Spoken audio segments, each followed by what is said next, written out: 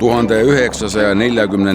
aasta suvel toimus selle sõja viimane mobilisatsioon Luftwaffesse, Saksa lennuväe abiteenistusse.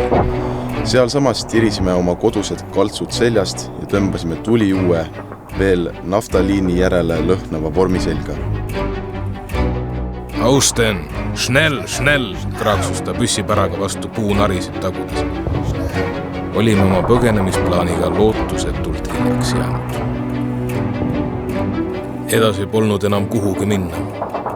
Olime jõudnud maa lõppu. Maailma lõppu. Erinevalt Gotlandist oli Okastraadi ridu siin topelt. 2 tarra vahel jalutas relvastatud tunnimees koeraga. Iga 20 meetri järel oli paigaldatud prožektor. NSV Liit nõudis kategooriliselt, et kõik idarindel Saksa vägedes teeninud sõdurid antaks välja. Ärkasime müra peale.